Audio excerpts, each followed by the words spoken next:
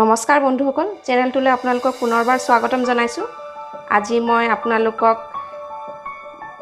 তিলেৰে মুৰ্গী মাংস ৰান্ধি দেখুৱাম। মই ব্ৰইলাৰ মুৰ্গী লৈছোঁ, আধা কেজি মাংস লৈছোঁ। জোখমতে হালধি, নিমখ, এটা আলু, দুটা পিঁয়াজ, দুটা নহৰু, এটুকুৰা আদা, তিল 3 চামুচ লৈছোঁ, বিলাহী এটা লৈছোঁ। মই প্ৰথমে মাংসখিনি সিজাই ল'ম, কাৰণ ব্ৰইলাৰ মাংসত ফাৰ্মত বিভিন্ন কেমিকেল ব্যৱহাৰ কৰে, সেইকাৰণে মই সিজাই ল'ম। পানী এমক দিছোঁ।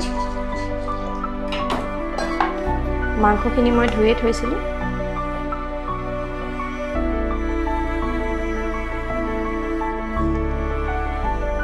নিমখ অকণমান দিছোঁ আৰু ভিনেগাৰ অকণমান দিম মই। ভিনেগাৰৰ ঠাইত নেমু ৰস দিলেও হয়। ব্ৰইলাৰৰ গোন্ধটোও যায় আৰু আপোনাৰ যিটো কেমিকেল ব্যৱহাৰ কৰে, মাংসখিনি বইল হোৱালৈকে বেছি সময় মই নিসিজাওঁ। ফেন ওলোৱালৈকে, লেতেৰা ওলোৱালৈকে মই সিজাম। তাৰপাছত মই ৰান্ধিম। তেতিয়ালৈকে মই আলু পিঁয়াজখিনি কাটি লওঁ।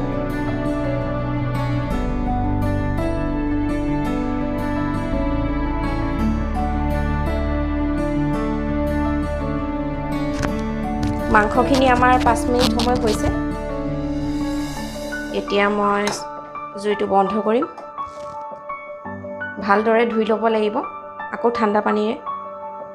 মধ্যপ্ৰদেশত লোকেল মুৰ্গী মাংসৰ কেজি 1200 টকা। সদায় খোৱাটো অসম্ভৱ, সেইকাৰণে আমি ব্ৰইলাৰ মাংসই খোৱা হয় প্ৰায়। উপায় নাই, সেইকাৰণে এনেদৰে ভিনেগাৰ আৰু নিমখ পানীৰে মই উতলাই পানীখিনি পেলাই লওঁ। এতিয়া মই বেচিনত ভালদৰে ধুই ল'ম, আকৌ এইখিনি পানী পেলাই ঠাণ্ডা পানীৰে। মাংসখিনি হৈ গ'ল আমাৰ। এতিয়া আমি কেৰাহী পাতিম ৰান্ধিবলৈ। গেছ জ্বলাইছোঁ। কেৰাহী গৰম হ'লে আমি তিল ভাজিম প্ৰথমে। এতিয়া মই 3 চামুচ ক'লা তিল ভাজিম।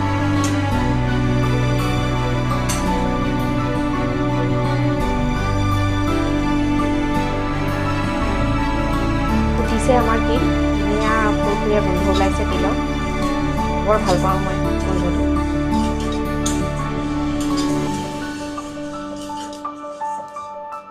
গেছটো বন্ধ কৰি ল'ম মই, উলিয়াই ল'ম।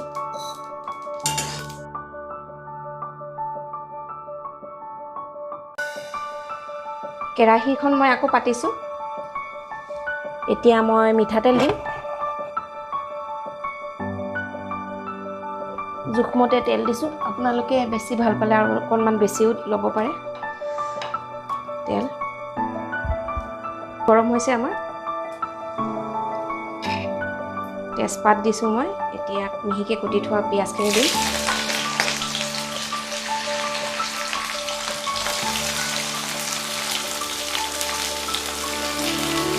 পিঁয়াজ সৰহকৈ দিলে ছোৱালীজনী খাই ভাল পায়, সেইকাৰণে মই সৰহকৈ দিছোঁ। আলু একেলগে দিম, কাৰণ মই ব্ৰইলাৰ মাংস ৰান্ধিছোঁ যিহেতু। আৰু সিজাইও লৈছোঁ 5 মিনিট। নহ'লে আলু সিজাওঁতে মোৰ মাংস ভাঙি যাব, সেইকাৰণে মই পিঁয়াজৰ লগতে আলু দিছোঁ, যাতে আলু সিজি যায়। ৰঙচুৱা হোৱালৈকে ভাজিম। তেতিয়ালৈকে মই তিলখিনি খুন্দি লওঁ।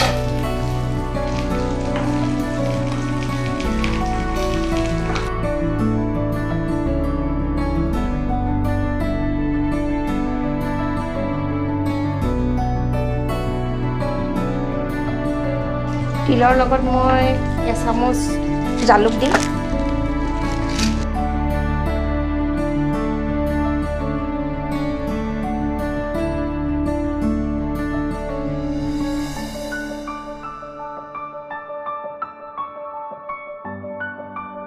দিছোঁ।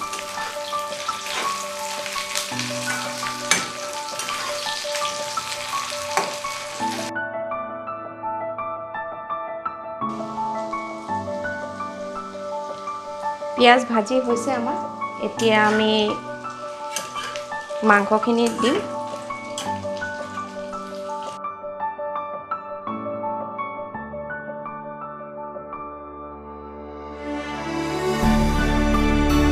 হালধি নিমখ দিম জোখমতে।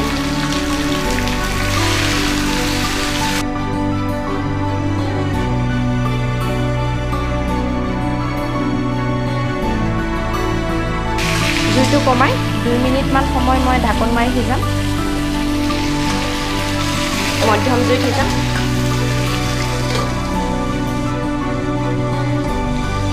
মাংসখিনিও 2 মিনিট সময় হৈছে।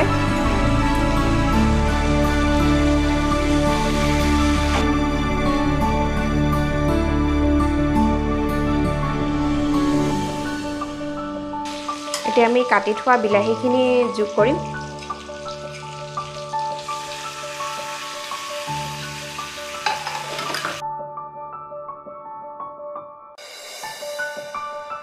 এতিয়া আমি খুন্দি থোৱা আদা নহৰুখিনি যোগ কৰিম। এইখিনি মোক ভানীয়ে দি দিম কৈছে। দি দিয়া ভানী। ঠিক আছে মা।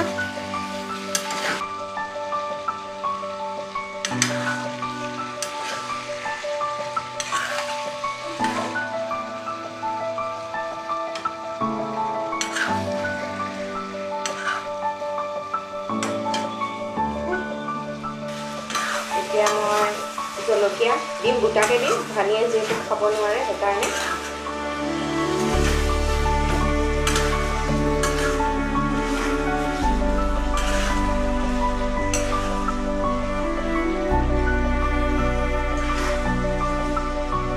কম জুইত এনেদৰে সিজাব লাগিব।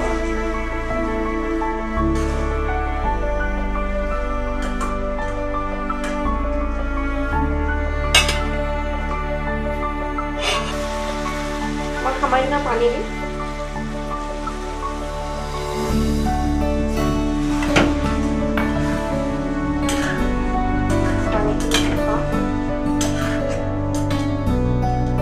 এতিয়া মই খুন্দি থোৱা জালুকখিনি দিম।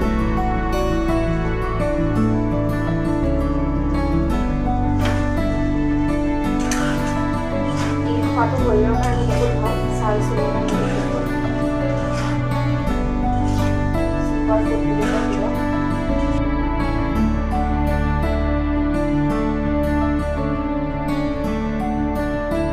মই দিয়া পানীখিনি শুকাই গৈছে। এতিয়া একেবাৰে ড্ৰাই হৈ গৈছে। এতিয়া মই গেছটো বন্ধ কৰি দিম। আজিৰ ৰেচিপিটো চাই কেনে পালে জনাব। ভাল পালে লাইক কৰিব, শ্বেয়াৰ কৰিব, ছাবস্ক্ৰাইব কৰিব আৰু বেল আইকনটো দবাই দিব। তেতিয়া আপোনালোকে ন'টিফিকেশ্যনবোৰ পাই থাকিব। ধন্যবাদ।